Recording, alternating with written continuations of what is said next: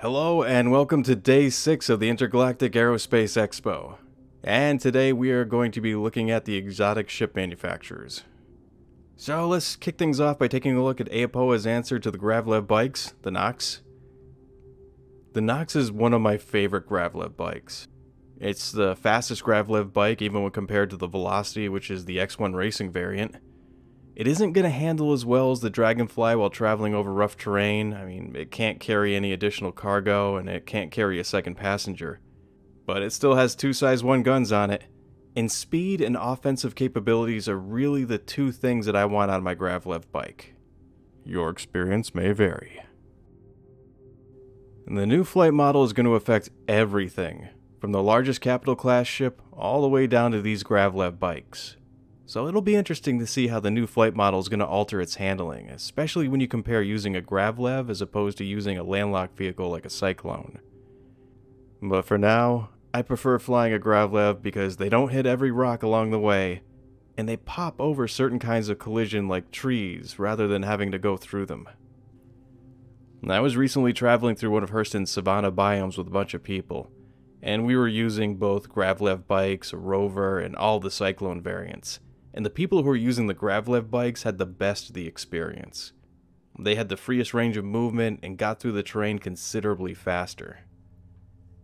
We'll see if things change around a little bit when the new flight model comes into play, but for right now, man, I'm Gravlev all the way. And when it comes to no-fly zones, Gravlev bikes are supposed to be able to handle them the same way that ground vehicles do as well, so... Next, we have the Khartual, which is the Xi'AN scout ship. It got a buff to its guns not too long ago, but it's still not going to be a contender as a fighter ship. But what it lacks in firepower, it makes up for in maneuverability. At one point I was flying a Razor, then flew around in an M50, and then got into a Khartual afterwards, and that ship still felt considerably more responsive even after having flown those other ships in comparison. Because of the look and the uniqueness of it, it's going to be the kind of ship that you're just going to know immediately whether or not you love it or hate it. I mean, this ship is unique all the way down to the smallest detail, from the sounds it makes to the way the cockpit is laid out.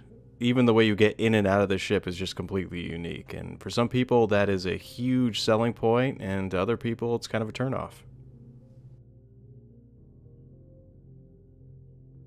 Alright, second to last in the things that we're going to be looking at is the Asperia Blade. This is nearly a totally faithful reproduction of the Vandal light fighter, with the exception that the cockpit has been altered to fit a human pilot. And the only authentic Vandal ship that you can fly right now is the Scythe. This is the Vandal version of a light fighter, and is in direct competition with the Gladius and the newly added Anvil Arrow.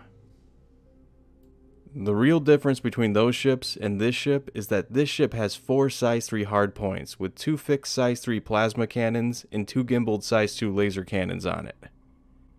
See, these guns are powerful, they don't require ammunition, and they have the ability to penetrate through shields just like ballistics weapons can. As of right now, you cannot remove and replace the guns that are currently installed on the Blade. But if you're someone like me who likes the way these guns work, then it doesn't really matter. It also, in-game, comes stock with an allotment of 8 size 1 missiles. The Blade is maneuverable, it's fast, and it hits hard for its size, but like most light fighters, it's going to be a bit squishy when compared to other medium and heavy fighters. Lastly on the list of ships that we're going to be looking at is the Asperia Glaive. This is the symmetrical version of the Scythe and comes with 2 size 5 guns and a pair of size 1 lasers. Like the Blade, these weapons have the ability to penetrate through shields and do not require ammunition. The ship also comes in-game with an allotment of 8 size 2 missiles. Like the Blade, this is an Asperia reproduction of the Vandal medium-class fighter that's been adopted for use by humans. It almost feels pointless to talk about how this ship currently flies, because it's going to be subject to change depending on how the new flight model is going to affect it. But for now, it handles like a dream. It's incredibly maneuverable, not just for its size, but overall. And its default weapons are not fast, but they're really heavy hitting. And this is not only one of my favorite fighters, but it's one of my favorite ships as well. I mean, come on, just look at those blades. And that's going to be it for this expo. I hope you'll join me again tomorrow where the new manufacturer on display is going to be MISC. Who are generally known for blending Xi'AN and human tech into their ships, which has created some interesting innovations in both design and performance for their vessels. Well, thanks for dropping by and checking this out. I'm your host, Law of the West. I hope you have a great day, and take care, everyone.